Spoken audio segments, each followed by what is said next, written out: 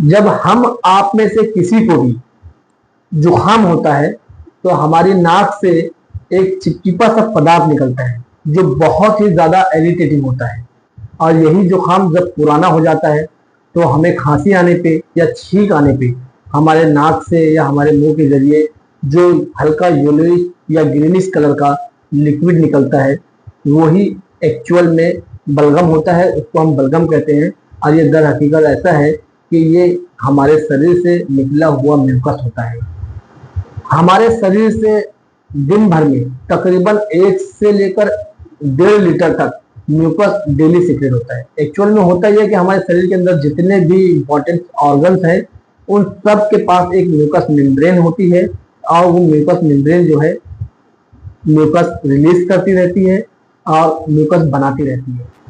Actual में हमारे शरीर के अंदर जितने भी इंपॉर्टेंट ऑर्गन्स हैं सबके एतराफ में म्यूसिन मेम्ब्रेन होती है जो म्यूकस को रिलीज करती है। और ये म्यूकस जो होता है इसके अंदर म्यूसिन नाम का प्रोटीन होता है और म्यूसिन प्रोटीन जो होता है वही म्यूकस बनाता है। म्यूसिन प्रोटीन जो है 1 से लेकर 5% तक होता है। तकरीबन 90% तक इसके अंदर पानी होता है और कुछ मात्रा में WBC हमारे पाए जाते हैं।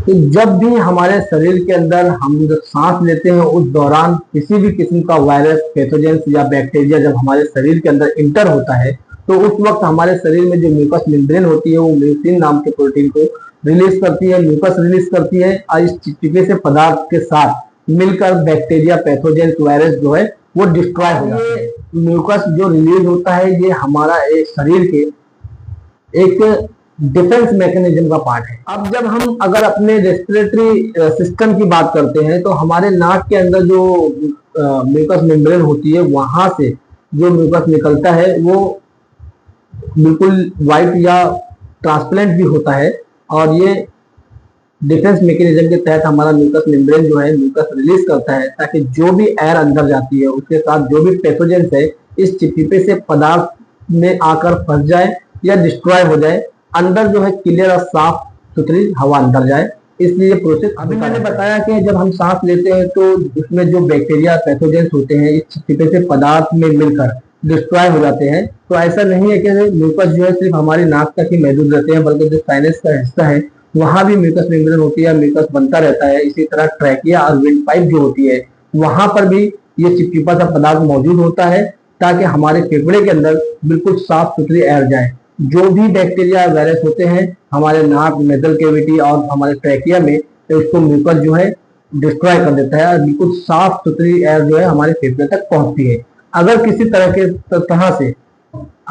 तरह से बैक्टीरिया, वायरस के कुछ क्वांटिटी या कुछ बैक्टीरिया अगर हमारे फेफड़े तक पहुंच भी जाते हैं तो वो फेफड़े में मौजूद अल्वेलाई जो होता है वो बहुत तेजी से म्यूकस बनाने शुरू कर देता है ताकि किसी किस्म का कोई इन्फेक्शन ना हो। और यही म्यूकस जो है बैक्टीरिया से मिलने के बाद येलोइश कलर का हो जाता है और वहां पर जब म्यूकस तेजी से बनता है तो वहां पर हमारा शरीर कुछ WBC भेजता है। व्हाइट ब्लड सेल भी वहां पहुंच जाते हैं बैक्टीरिया को किल करने, वायरस और इन्फेक्शन को खत्म करने के लिए। और वही सारी चीजें मिलकर जो है उसका कलर चेंज कर देती है। और जब हम खांसते हैं या छींकते हैं तो हमारे फेफड़े से हमारे लंग्स जो है बलगम की शक्ल में जो पार्ट होता है उसके अंदर हमारा म्यूकस और कुछ डेथ बैक्टीरिया या पैथोजेंस होते हैं और इसी को हम बलगम कहते हैं। जो कलर चेंज होता है अभी जो मैंने बताया कि हमारे फेफड़े से जो बलगम निकलता है उसके अंदर पैथोजेंस होते हैं, WBC होते हैं, मरे हुए पैथोजेंस होने की वजह से कलर चेंज होते हैं। इसकी एक वजह और है कि जब पैथोजेंस को किल करने के लिए हमारा शरीर वहां पर अल्वेलाई के पास कुछ WBC, व्हाइट ब्लड सेल्स को भेजता है तो वो एक खास किस्म का एंजाइम रिलीज करते हैं जिसकी वजह से वो हमारा बलगम जो है येलोइश हो जाता है।